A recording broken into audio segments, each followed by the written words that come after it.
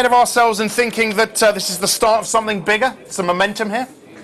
Well, there's certainly some stabilization, but you have to be very careful because at the moment what we're seeing here is that, of course, with inflation benign, the economic outlook on the rise, and also the uncertainties in the global economy as well as the euro area region stabilizing. We're not seeing anything different really here, but just really some stabilization in terms of people's willingness to spend, first of all, and also making some decisions in terms of maybe perhaps their personal investments. So you mean we're coming from a very low base? Let's not get too excited.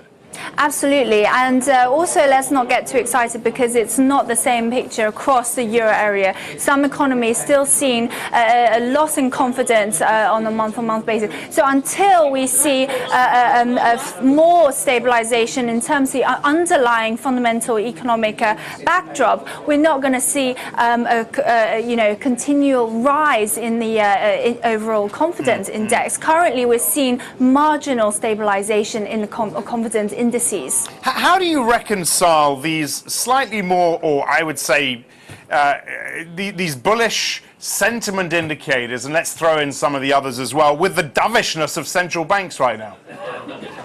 Well, it does look like that the central banks are really sitting on their hands because, number one, we're also watching what the Fed is doing at the moment. I think that's the key uncertainty at the moment for central bankers and for the global economy, really, to see when they're going to start to taper. So this is why I think what explains this kind of disconnect, if you like. But overall, the fundamental factors to suggest that the recession is over, that we're going to see activity picking up, seems to be in place. What are you saying now on growth in the Eurozone?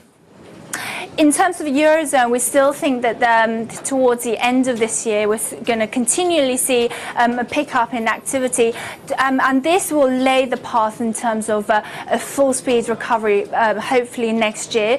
But obviously, as I said, with the labour market looking still very much uncertain, the lack of rise in wages will keep the consumers feeling a little bit uncertain.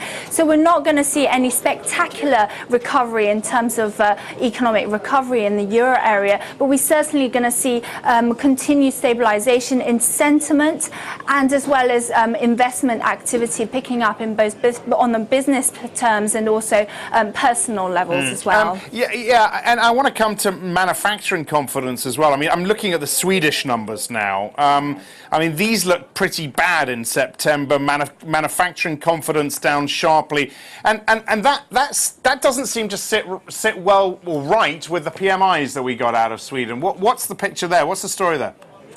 Well, actually, across the euro area, what we saw this month in the flash PMIs was actually the services sector doing better than the manufacturing sector.